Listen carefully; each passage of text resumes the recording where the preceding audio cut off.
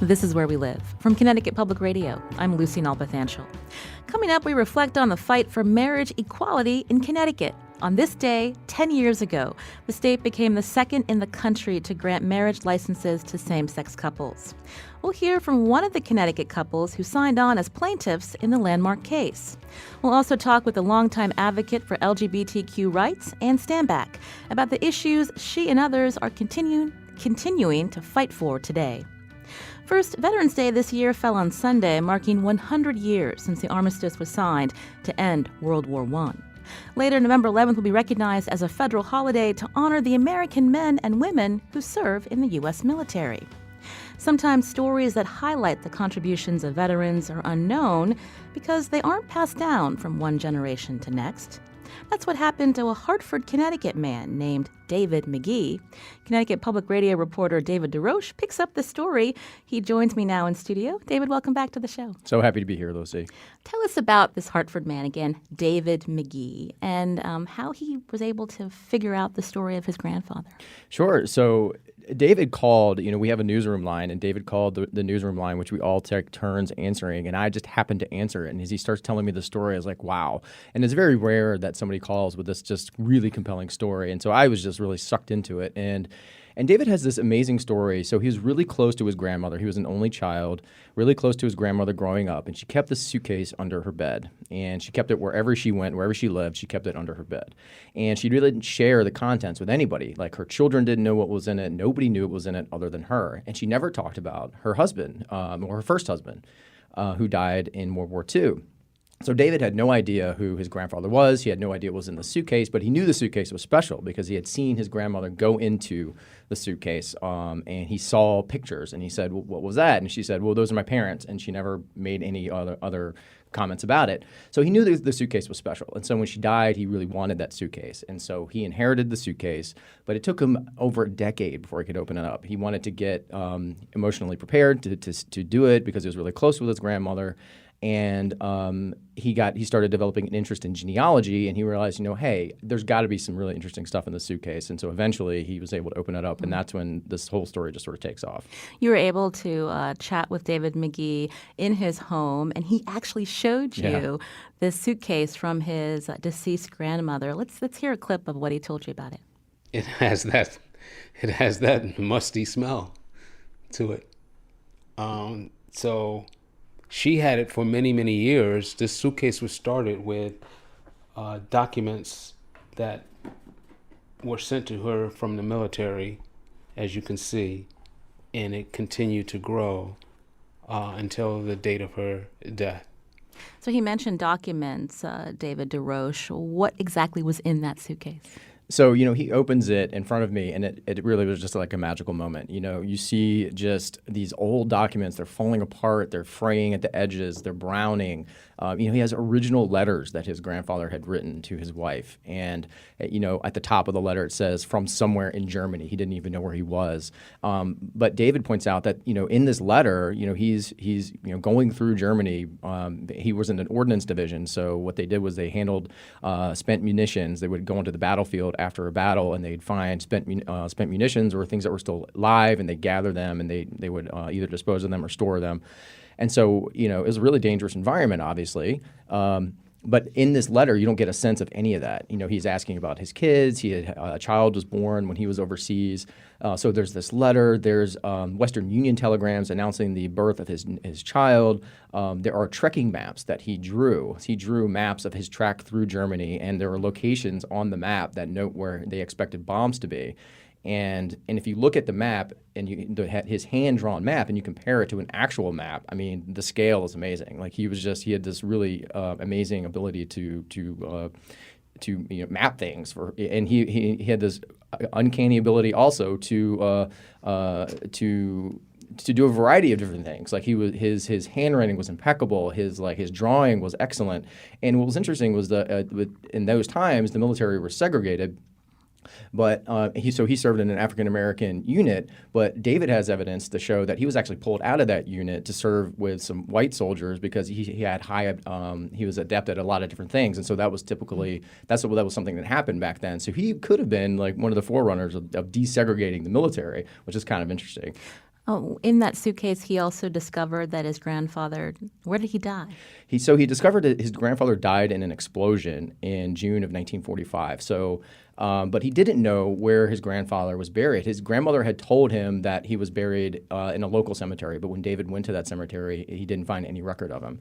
So eventually, as he's going through the suitcase, he has. There's all this information about what his grandfather had done, and all these information about his service, but he couldn't find where he was buried, and so that's when he turned to the internet, and that's when things got even more interesting. You're hearing David DeRoche, a reporter for Connecticut Public Radio here on Where We Live, as we talk about a story that David produced for Veterans Day, this journey that a Hartford, Connecticut man took to find out the story of his grandfather who served in World War II. His grandfather was Sergeant Willie Williams? Correct. So you said he went to the internet, and how did he figure out more about his grandfather's service in the Netherlands? So he essentially just typed in his grandfather's name. And, one of the first thing most of us do when we go to the internet to learn about somebody, he just typed in his grandfather's name, and eventually he found this website called Black Liberators of the Netherlands. And it was started by a woman named Mieke Kerkels in the Netherlands in 2009. And she had come across, she's a historian, and she had learned that there were 172 Black American soldiers buried in the Netherlands. Now, there are 8,301 American graves in the cemetery in the Netherlands, but she was able to figure out that there's a code that the military would use to indicate the soldier's race. And so she learned that there are 172 Black soldiers buried there. And so she knew that there was this history of segregated military. And she also knew that there's this also history of sort of, or lost history, right? The things that we don't want to remember because we're ashamed of the history. And Black soldiers' service is a big part of that. Most of us have heard of the Tuskegee Airmen, but many of us have not heard about the Black soldiers who built the Lido Road or the Red Ball Express. So there are all these really, really cool stories of history involving African-American soldiers that have sort of been lost. And so Mieke Kerkels' goal from the Netherlands is to uncover their stories and bring those stories to the world. So when David found her website, through his grandfather's name, he got really excited. He's like, "There's my grandfather. He's buried in the Netherlands." And so he made that connection. And then he's been to the Netherlands, and it's just like the whole story is just it's super heartwarming and awesome to go on the journey with him as he's telling me the story was really awesome and a real treat for me. So literally, an American man who lives in Hartford, Connecticut, was able to find out more about his grandfather who served in World War II through a Dutch historian. Why is that information not readily available here in this country, David? So it's interesting. So Mika's explanation is that, and I've looked a little bit into it, and it seems to make some sense, is that the history of African Americans in the military service in those times was sort of, it wasn't necessarily suppressed, but the veterans organizations that existed back then were segregated. Like the VFW, the American Legion, they didn't allow Black members. Now, Black members could start their own posts, but they didn't have the sort of legacy of information and knowledge that they would keep about the soldiers. So because of the segregated nature of the military and the segregated nature of the veterans organizations, a lot of that history has sort of been lost. But David's grandmother's suitcase is sort of this treasure trove of information about one soldier. And it doesn't, might provide some insight into, what life was like for most soldiers, but it's really just a specific insight into David Mieke's grandfather's life. And so it really is this sort of bridge between all this history that's been lost, and now we have this treasure trove of information about one guy. And so it is this sort of bridge that's sort of connecting worlds that we might have been lost to this one man who has this really amazing story. You were able to speak with Dutch historian Mieke Kerkels for this story you did for National Public Radio. What did she tell you about, again, the fact that you had these segregated units, these African Americans serving in World War II, but the images of them largely aren't readily available? We don't think about them when we think about World War II. Right. So she has done a lot of work gathering information. She's only been able to actually get information on a couple of the soldiers buried there, maybe like 5 or 6 soldiers. Again, because of how history has sort of was sort of separated out a lot of what those soldiers did. But through this project, she's aiming to reach out to more people. She wants to find more information about these soldiers. She only has basic information, biographical information about these about the 172 black soldiers buried there. So she doesn't have like information about where they're. She knows where they're from, but no information about their story. She doesn't know what they were like, what their families were like, what their life was like here in the United States. So.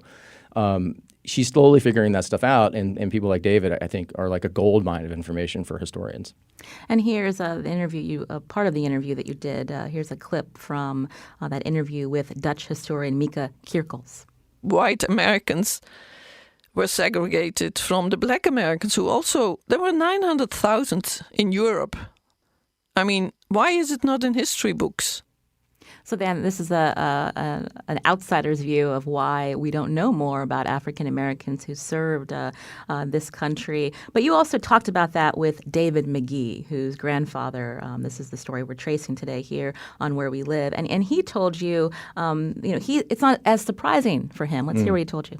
You have to really understand the African American experience to know that part of the history is missing. And that's why this project is so important to me, because it's now being told. The story doesn't end with just this connection via the internet. David McGee actually traveled to the Netherlands? Yeah, so this is where it really becomes very heartwarming. So him and his wife decided to go to the Netherlands on Memorial Day a couple of years ago, and they realized that he realized that his grandfather's grave was actually adopted by a Dutch couple. And every single grave in the Netherlands is adopted by a Dutch couple. There's actually a waiting list of people who want to adopt a grave. And basically what that means is on special occasions, the adoptees will go to the graves, they'll lay flowers, they take care of it, they just make sure it's kept up. But most of the people who have adopted graves in the Netherlands had no idea if they had adopted a white soldier's grave or a black soldier's grave. And once they found out, a lot of them didn't care, but they were just very interested to know that, this was sort of this reality. And so Mieke is sort of, bringing this to the forefront. And it's in David's case, his grandfather's grave is tended to by this one couple. And when they die, they'll give it to their daughter to take care of. And he was just really captivated by this. And when he went to their home, he actually saw a photograph of his grandfather framed among the photographs of this family. And so he immediately felt like it was family. And the way he describes that is just really heartwarming. We have that clip of David McGee talking about that moment. There's so many emotions that you just can't, that goes through you at one time, that it's very difficult to put into words. And, it's a big world out there, but it's a small world. And to know that, Jan and Josh Meets have been tending to his grave, and knowing that others are being tended to the same way it's hard to put into words. So we hear David McGee telling you again about this Dutch couple, Jan and Josh Meets, is that how you say it? Smeets, yeah. Smeets. That they're the ones that adopted his grandfather's grave. Why are people in the Netherlands so invested in keeping up these graves of these American soldiers? Yeah, it's interesting because, I was talking with Carmen Baskoff, our producer, and we talked about how a lot of World War II memories are a little bit removed from us here in the United States because, the wars were not fought on our land. But in the Netherlands, that was actually occupied by Germany for some time.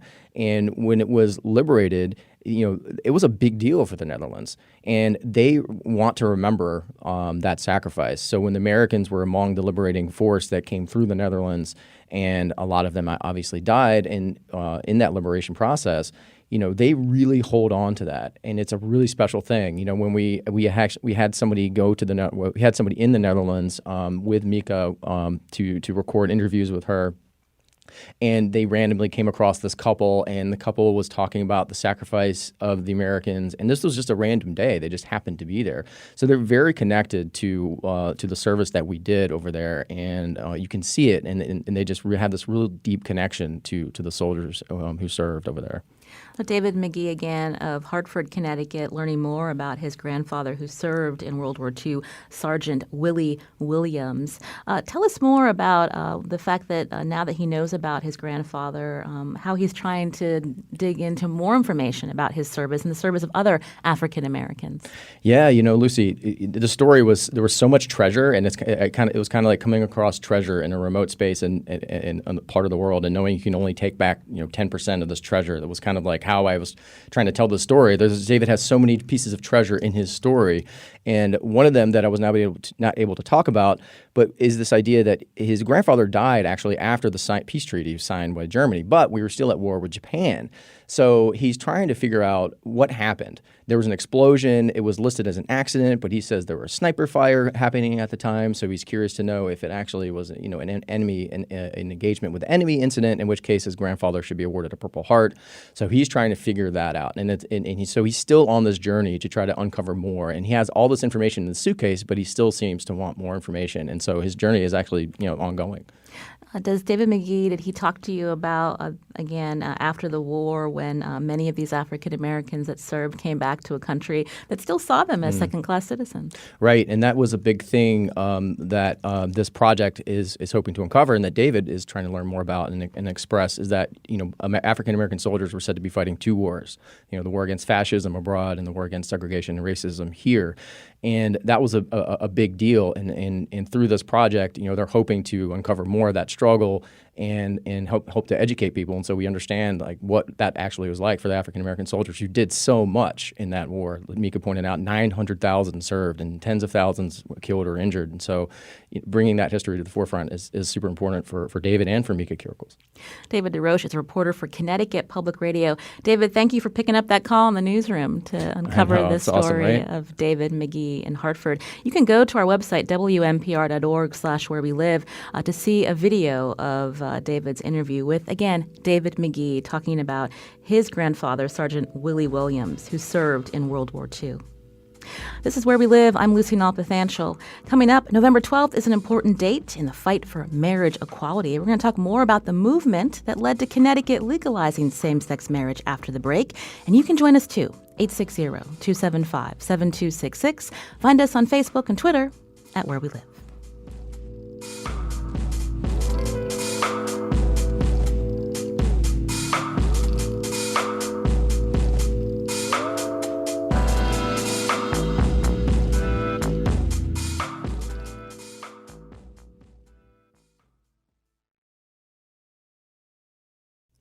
This is Where We Live from Connecticut Public Radio. I'm Lucy Nalpathanchel. Today, gay marriage is a legal right nationwide after a 2015 U.S. Supreme Court ruling that overturned state bans on same-sex marriage. Yet the movement for marriage rights took years to accomplish. On this day, 10 years ago, Connecticut was only the second state in the United States to grant marriage licenses to same-sex couples. Coming up, we'll hear from one of the plaintiff couples in the lawsuit that helped bring marriage equality to Connecticut. Janet Peck and Carol Conklin are Colchester residents who will celebrate their 10-year anniversary this coming January. We're going to talk with them in a few minutes. Now, if you're in a same-sex relationship, what does this date, November 12th, mean to you? You can join us, 860-275-7266. Find us on Facebook and Twitter at Where We Live. First, it was the Love Makes a Family nonprofit organization that advocated strongly for gay marriage in Connecticut. Ann Stanback led the organization, which disbanded in 2009 after its goal was realized in our state. Ann joins me now in studio. Welcome back to the show. Great to be here, Lucy. I should mention Ann has been working as an activist for more than 30 years with a long history here in Connecticut. But I remember meeting you as a new reporter when you were founding executive director of Love Makes a Family.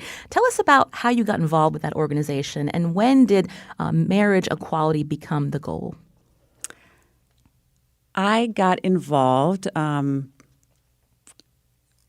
probably because I had been very involved in the fight for our non-discrimination law that passed back in 1991.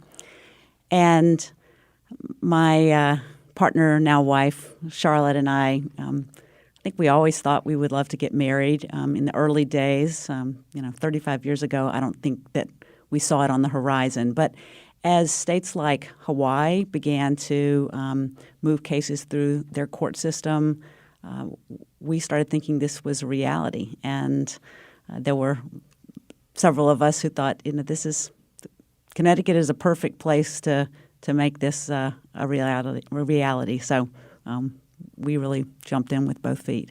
You referenced that 1991 gay rights statute that prohibited discrimination against LGBTQ individuals in the state.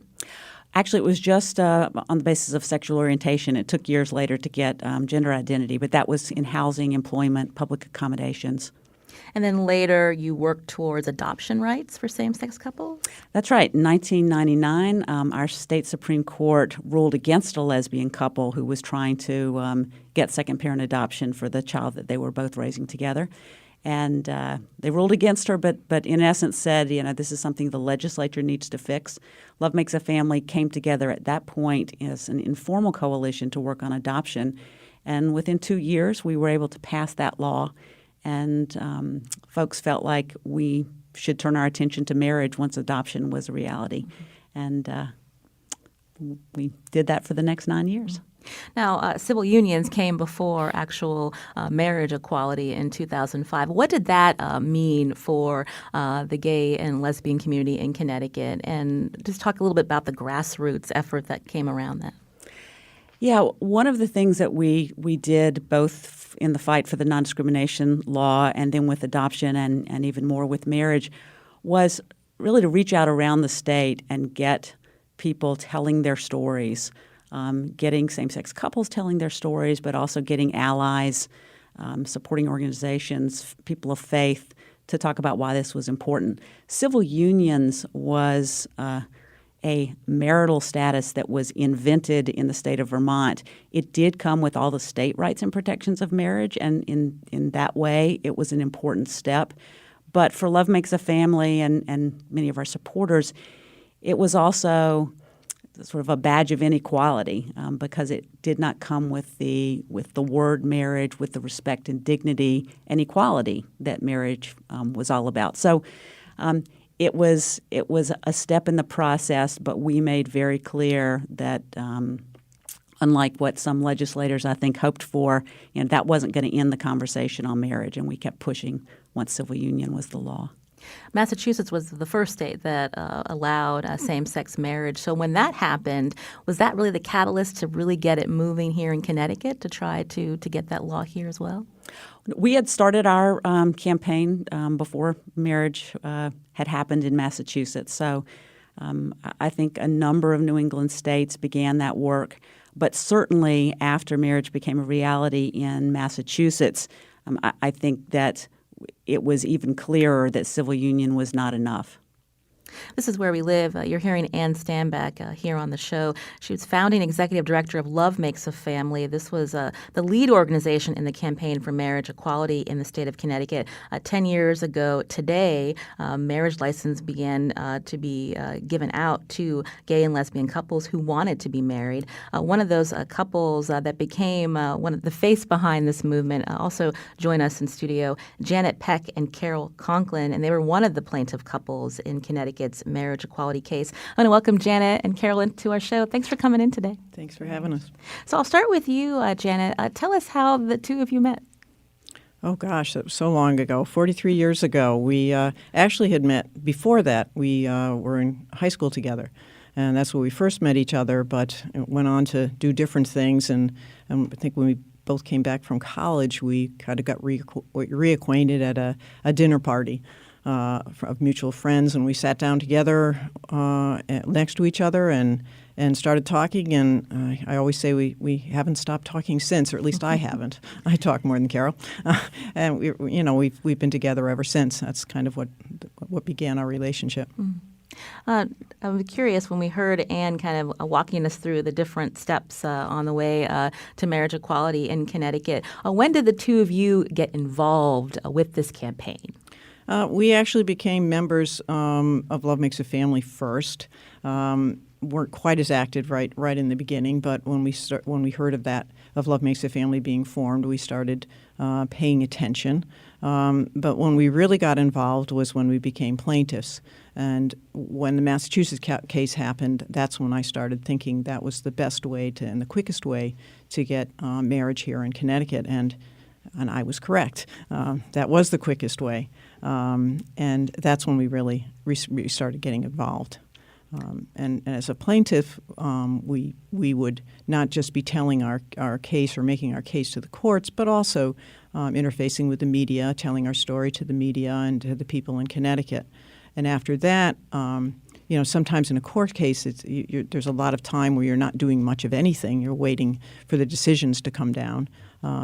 We also became speakers in Love Makes a Family, which gave us access to speaking in a wide range of places so that we could help people to understand why it was that marriage was so important to us. Oh, Carol, can I ask, was it difficult to be one of the faces in this fight for marriage equality?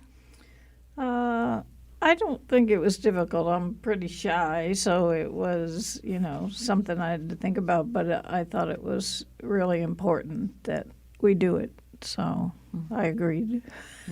Were there, I'll go back to you, Janet, were there friends or family that were concerned about you being in the public eye like this? No, I don't think so. I think they were all pretty proud of us more than anything, and they thought that we would be a good representation, telling our stories. We've always had support from our families, from almost our entire relationship, so I think they were just overall very supportive of us. You mentioned having that support from friends and family, but that's not the case for everyone. No, it is not. Can you talk about what it meant for your friends who were gay or lesbian, this idea that maybe one day they'd be able to legally marry? It might not have been something they thought about as they were growing up, that they'd have that right. I think it's interesting. I think the reactions were across the board. I think there were people who were very, very excited about it, and some people sort of had to think about it a little bit because they'd never had to think about it before. They'd been together for a long time, and that's the way they were living. And so I think, some people maybe hesitated, but it was interesting as soon as we got the right to marry, many of them changed their minds, and I think most of all our friends are married now and are happily married. You're hearing Janet Peck. She's here with her wife, Carol Conklin. They were plaintiffs in Connecticut's marriage equality case.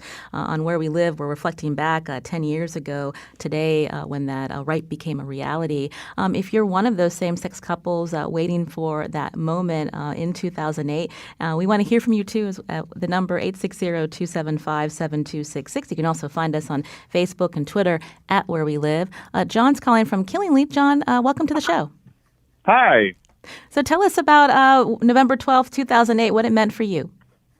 Well, I actually grew up in Georgia, and so I remember watching the headlines from afar, wishing that this could actually happen in my own home state. I didn't move to Connecticut until 2012 to take a job, and one of the things that pulled me up here was the potential to marry the person I loved without having to fight for it in quite the same way, and I'm so grateful for those who fought that fight on my behalf before I even thought about moving to Connecticut. Thank you for filing the lawsuit, for advocating for people like me, and for themselves, of course, to make this kind of difference and change in our world. John, could you tell us when you and your husband were married?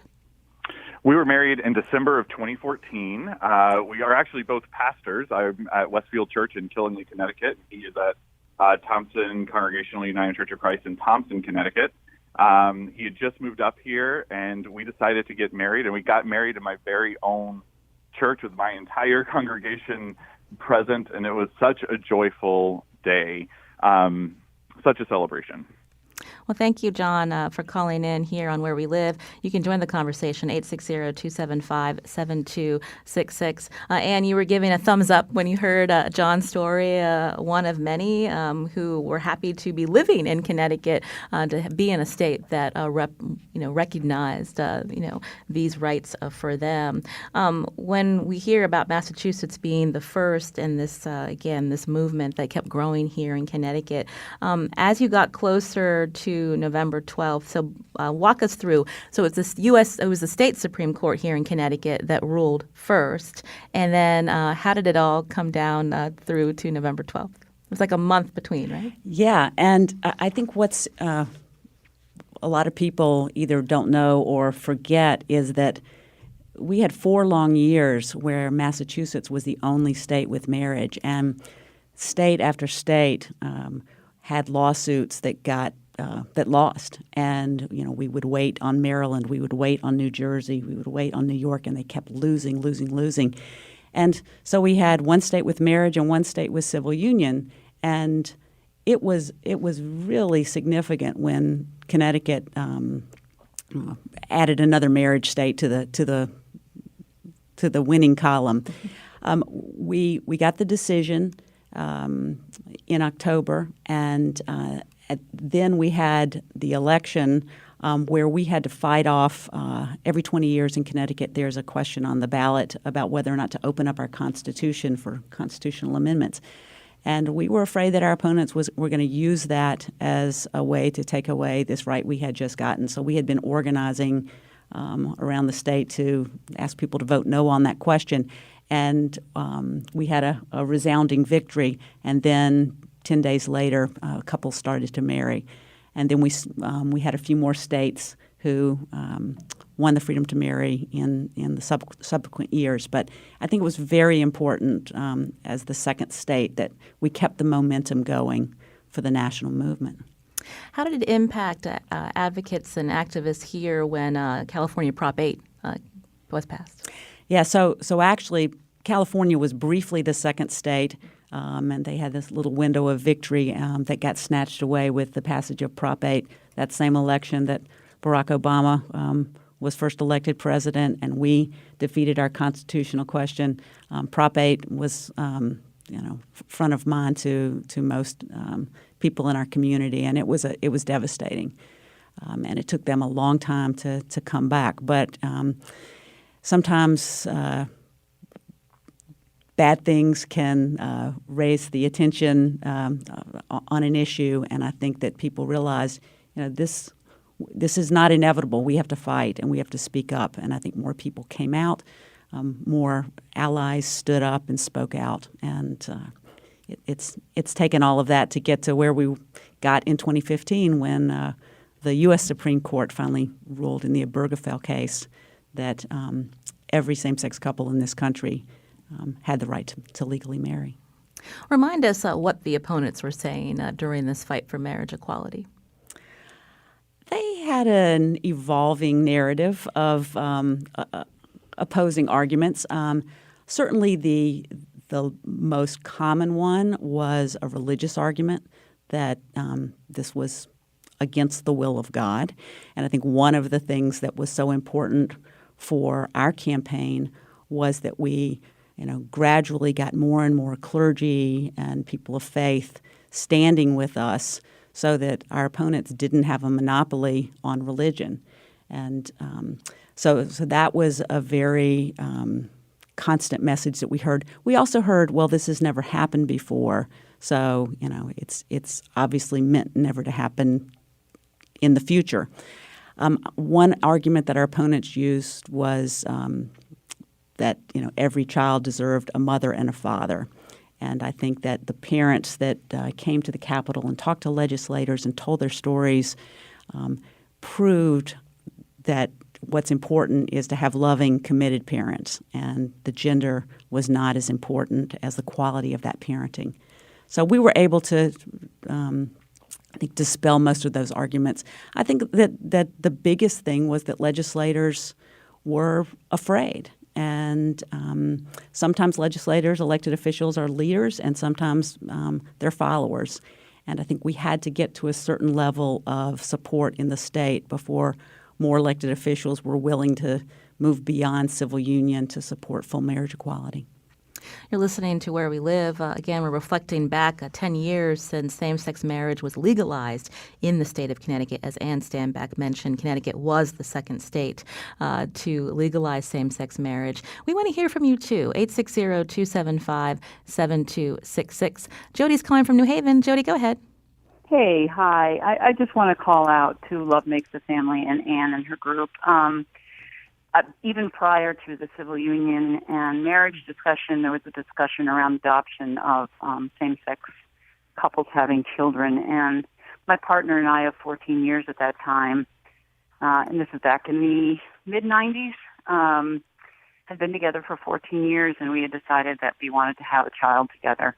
My partner carried the child, but it was kind of unnerving to me. I had great faith in our love, but at the same time, because I did not carry the child, I had no legal right whatsoever. So God forbid anything happened, my daughter would have not been able to see me or anything else, especially after baby Z. I know that we were moving that way. And Love Makes a Family really came in, and I was one of those parents with a 1.5-year-old daughter that did go to the legislature and, stand with Love Makes a Family and listen to the arguments of why I shouldn't be a mom.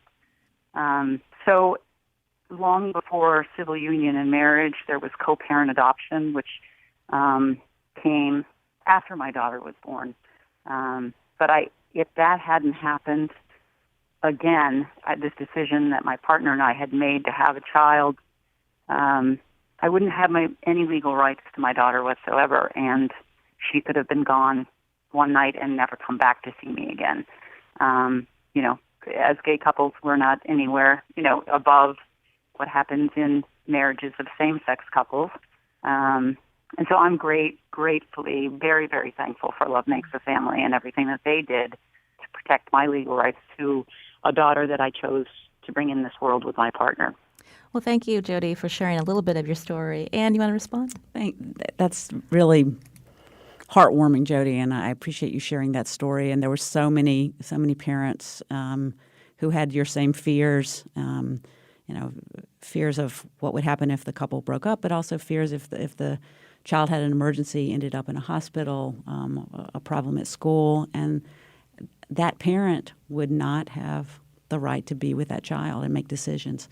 So adoption was an important first step, and I think what's really heartening now is how many young people today just take that for granted.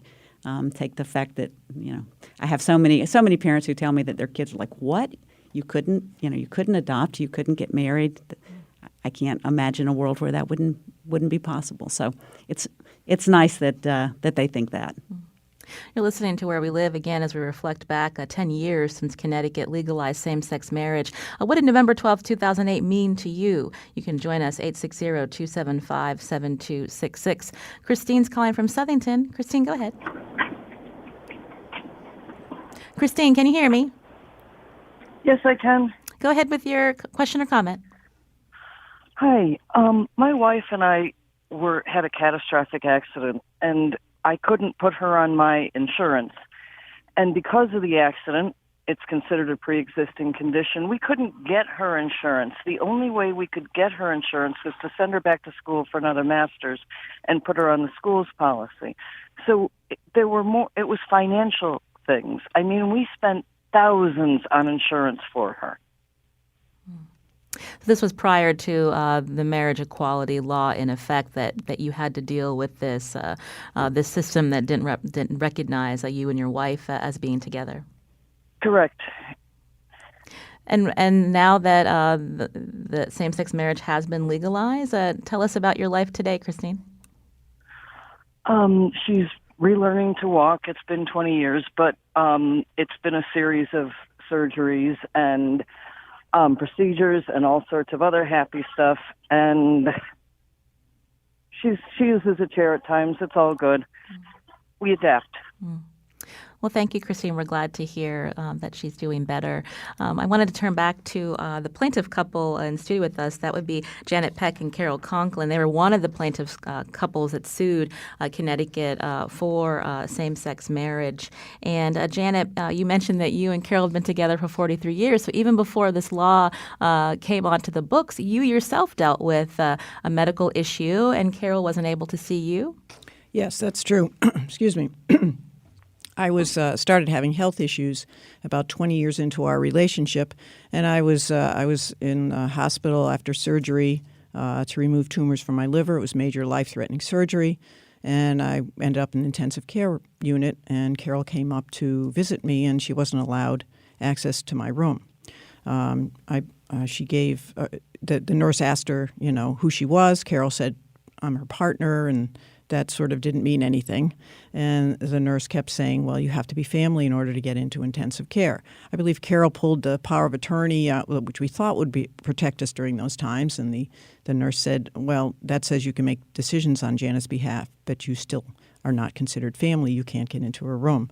And I know this was a very distressing time for Carol. And so all those things go away now that we're married.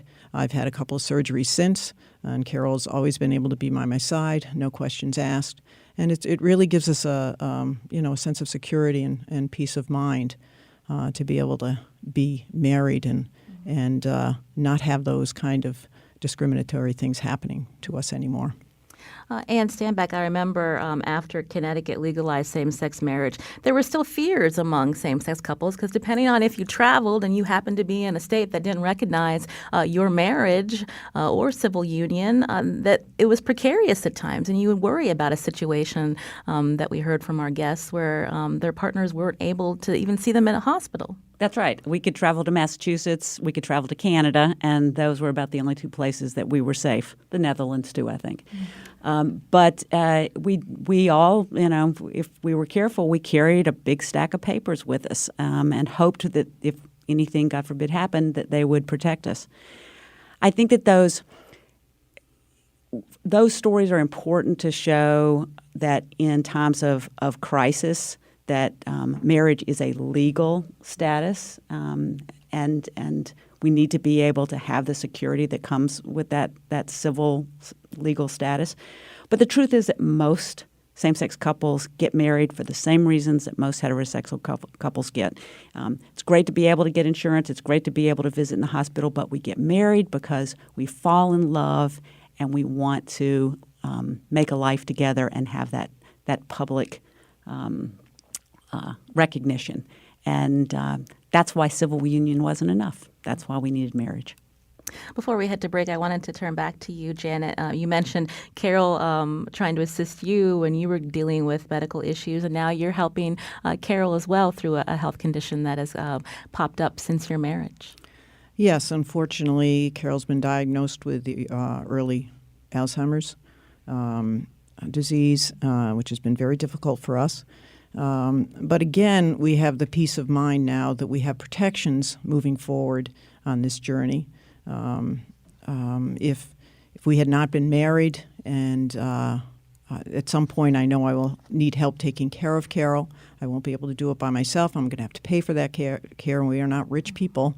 That at some point I will need help, and without marriage, to pay for that care, we could deplete all of our savings, and our house would have to be sold to help pay for that care. Now that we're married, that can't happen. Medicaid will kick in, and we will be able to keep our home. We'll be able to keep a portion of our savings. So again, it's about that peace of mind moving forward as we go through this difficult journey. I would echo what Ann just said about getting married, too. Certainly the rights and protections are important to us. But Carol and I wanted to get married first because we loved each other. First and foremost, we fell in love. She's the love of my life, and that's why we wanted to get married. I would also like to say to John, the first caller, that it warms my heart to hear him talk about being able to marry. Whenever I hear people that were able to marry and have this right now, it absolutely warms my heart. I am proud to be one of the plaintiffs, and it was an honor to be one of the plaintiff couples representing so many people that wanted to marry, people that were together longer than we had been together, and also that young people now have that choice. It was an honor. Janet Peck is here with her wife, Carol Conklin. Carol, I understand your wedding anniversary is coming up in a few months? Not the wedding anniversary. Yes, the wedding anniversary, January 24th. Oh, okay. Yep, couple months. Still have time to plan I'm that thinking celebration. we just had our regular anniversary. Yes. Yeah, what happens when you're a same-sex couple is you have more than one anniversary. And our wedding anniversary, yes, is coming up in January, but we just celebrated when we first got together, which was in September. So, Well, congratulations to both of you. We Thank you. appreciate you coming in to tell us your story. This is Where We Live. I'm Lucy Nalpathanchel. Again, Janet Peck and Carol Conklin, one of the plaintiff couples in Connecticut's marriage equality case. Also here with us, Ann Stanback, a longtime activist. When we come back after the break, we're going to reflect on LGBTQ rights today and the next fight. You can join us too, 860-275-7266. Find us on Facebook and Twitter at Where We Live.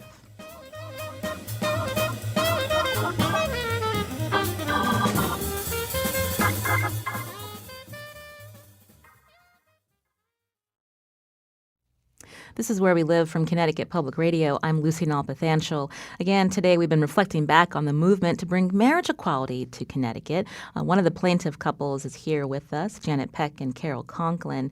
And also with us is Ann Stanback, who was founding executive director of Love Makes a Family. This was the lead organization in Connecticut that lobbied for marriage equality. And Ann's been working on LGBTQ issues for more than 30 years. And we just have a few minutes, but I wanted to reflect back on how public opinion really changed in a matter of a couple of decades when we think about how many Americans were opposed to the idea of same-sex marriage in 2000, but now not so much. Now not so much. And I think that, one thing I just want to say from the last segment, it really was a movement that made this possible. It wasn't one organization. I mean, nice things have been said about Love Makes a Family, and it was a wonderful grassroots movement. GLAAD, which was the legal organization that brought the Kerrigan case, was, just a brilliant strategist, both in Connecticut and across the country. And we wouldn't be where we are without GLAAD's work, without the work of so many organizations. I think that movement aspect, though, is what changed public opinion. I mean, we see our country so divided now, but I think on an issue as controversial as marriage equality, that people were really afraid to come out and support. We have a more comfortable margin of public support than many other controversial issues. So I think it speaks to the importance of that public education, of having those conversations and talking one-on-one with your friends and neighbors and family. We were talking about the movements that are important today, and one is just visibility on the rights of transgender people. Tell us about the work that's being done, Ann. Yeah, I think that today the fight for respect and dignity and safety for transgender people and housing and employment, and the list goes on, is still one that we all need to be working on and promoting. Many people probably saw that in Massachusetts on Election Day, they overwhelmingly passed defeated a ballot question that would have taken away the rights of transgender people. They did that successfully in the same way that we successfully won the right to marry, which was they had transgender people coming out, telling their stories, and putting a human face on an issue that was very unfamiliar to a lot of people.